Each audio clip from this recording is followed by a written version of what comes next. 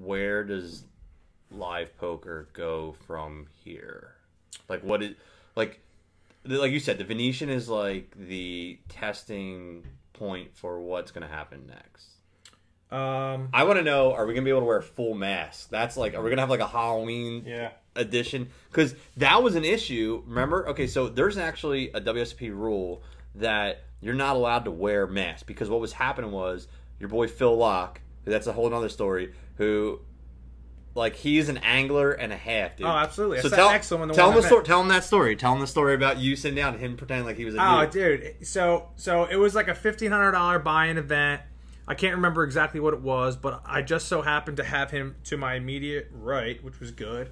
But he wasn't like, he didn't look like the Unabomber. No, he looked like himself, and you know, he was playing fairly conservative at the beginning. He had glasses on, I think. Like, we were kind of BSing back and forth, and I played it, kind of downplayed who he was, just because I'm not gonna like be all like fanboy, like, Phil, wow, dude, what's up?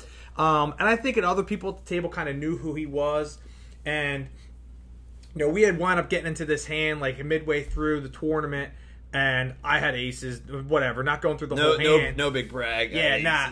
And I wound up taking a pot off him, but I kind of put him to the test. I didn't put all in, but he had a big bet, and he kind of was like, I don't want to say he was angling me, but he was kind of acting in such a way like he wasn't who he was. Like, he was acting like he was some sort of noob. You know, kind of like, man, what do you got, man? I don't know. And just like asking people on the table questions. I think you were telling me, like, he was like, asking like, random questions that like a noob would ask. So like, if you didn't know who he was, you would think, oh, this guy has no clue about poker. You know, like, because he didn't have the hoodie up. He didn't look so like, he looked like normal Joe Schmo, and I think some people didn't recognize. So I think he was trying to, like, I don't want to say he's angling. Let's not say Phil Locke was angling, but he was definitely just trying to play a role of like a beginner role there. Yeah, for sure. Yeah.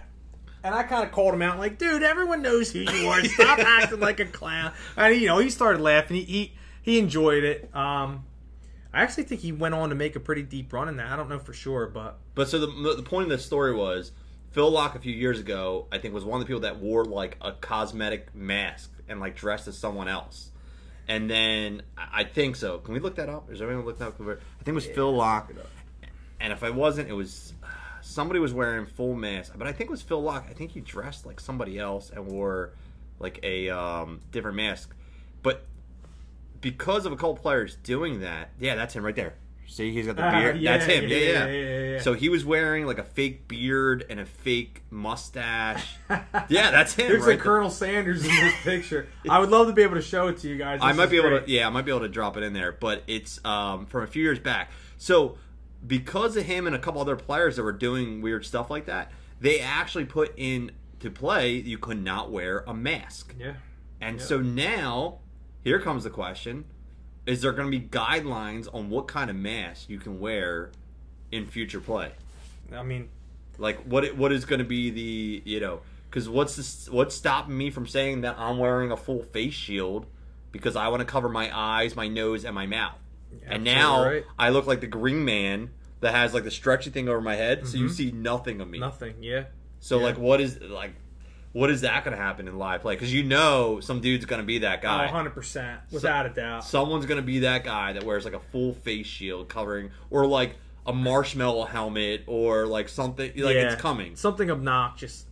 But again, you know, it's a good question to kind of bring up, because, you know, whether someone, a governor, you know, or someone gives the green light for things to kind of go back to normal, there's going to be people out there that don't feel comfortable playing without some sort of protection, whether they're going to be wearing gloves or some sort of, you know, N95 mask or face shield.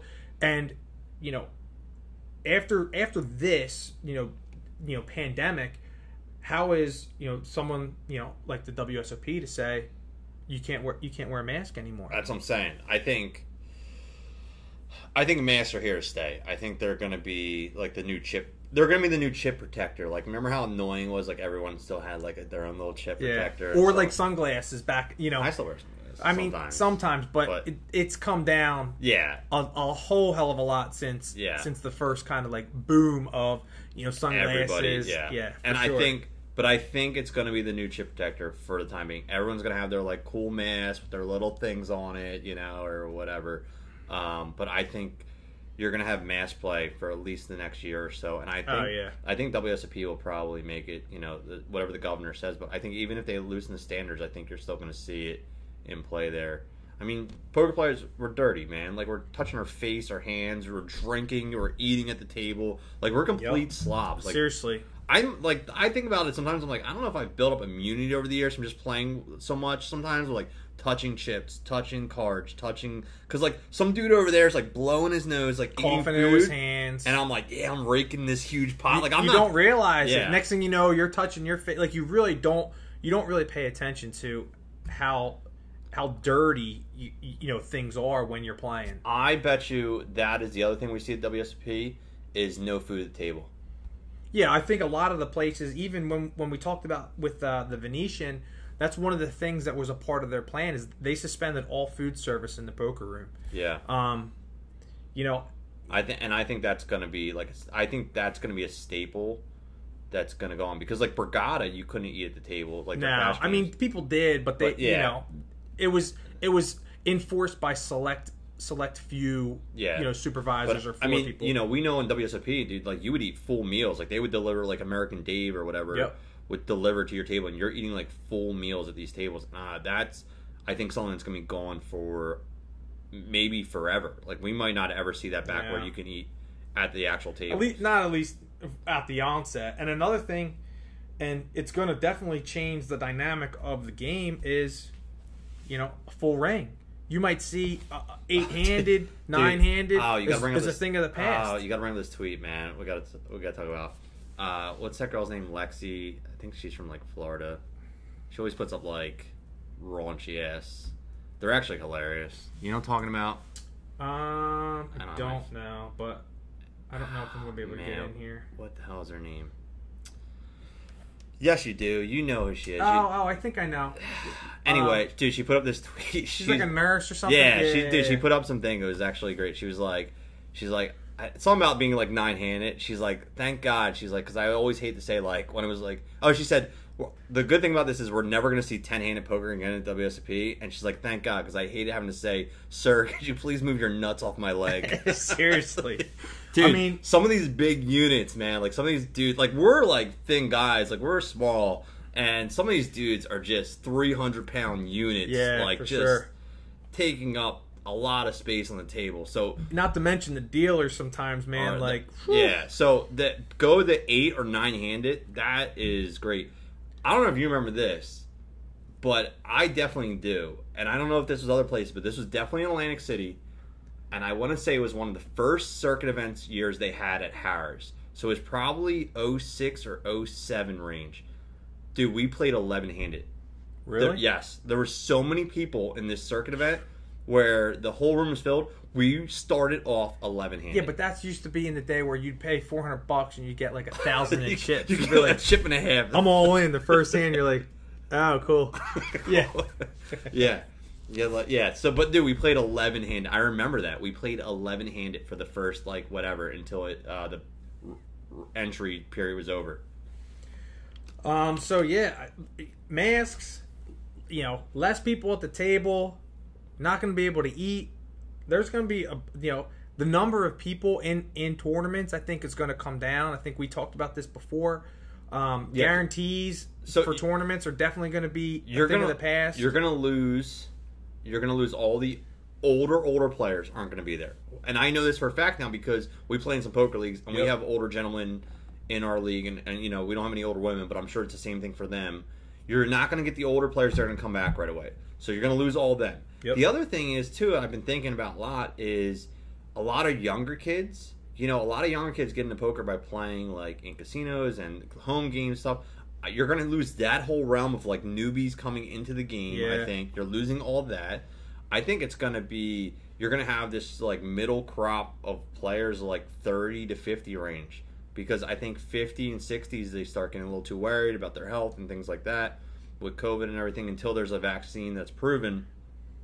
I think you're going to see a lot smaller fields. So maybe I actually have a chance of winning bracelets, but this whole story comes down. or all these live players could have went to online, blew all their money, like me, and now they have no money to go play live poker.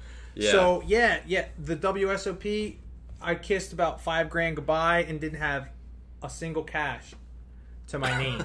And that's just me, and online, that's just the way it went for me. But again, it's gonna be interesting to see what happens and when, and to kind of segue into like that talk. Like, think about the predominantly live players and like their, I don't want to say livelihood, but like what their thoughts are right now. Like, they must be going crazy when all they can play is online, and they're not necessarily built to play online. Like, they're excited to get back to the game in a brick and mortar casino, but it could be completely different, prior to March, or even going back further, like last year.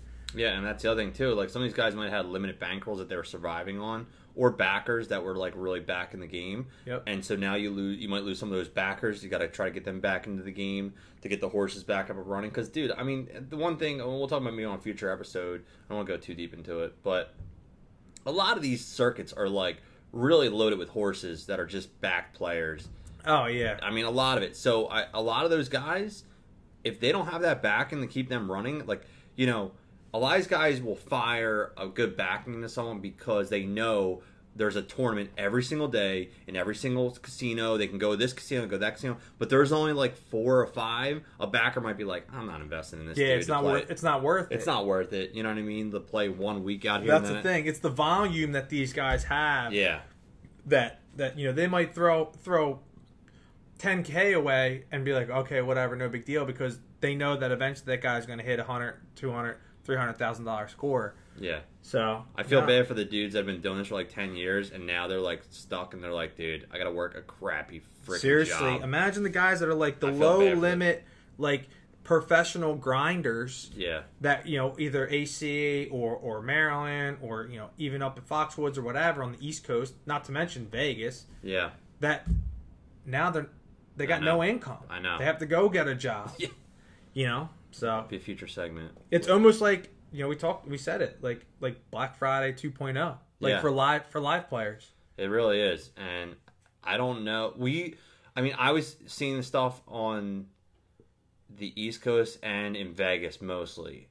Even down when we went down to Florida for some of the events, the fields were huge. Yeah. I mean, the fields were just huge. I mean, we went down to Florida this past year for the circuit event, and it was the biggest, like, Florida circuit event they ever had. It was at Tampa this past year. Like, we were just so greedy because, like, the numbers were just so inflated and so huge. And now it's like... We didn't cash. I made my money back on that cash game when we played against that cash game. Italian but in the tournament, we didn't make anything. We made it back on the cash tables, though. Some Italian girl gave Keen, like, a ton of money and just kept dumping to him. Yeah, but I tried telling her. That's a whole nother story. But we were so greedy, like, these tournaments. So I don't know if we ever get back to, or how long it takes to get back to that big a lot. Because a lot of these guys, they might leave and not ever come back. That's the other thing. Yeah, for sure. I mean, I'm not a fan of his, but, Negreanu has made mention via Twitter multiple times, like, until things are safe, he has no intention to go back to a live table. And the thing is, it's like, he influences a lot of poker entities, not just WSOP, but like other players. Mm-hmm. He has a huge fan base, and it's like, if he's the one saying like, look, I'm not going back, there's other people who are like, if he's not going back, a lot of recreational players back, for sure. They're not going to get into it, for sure. So you lose a lot of that recreational play as well. And then on top of it, here's the other thing. The economy's been good for the last 2 years, so you got a lot of money pumping in from the economy. We could see a downturn in the next year or two, catching up to everything we lost in the last 6 months. Yeah.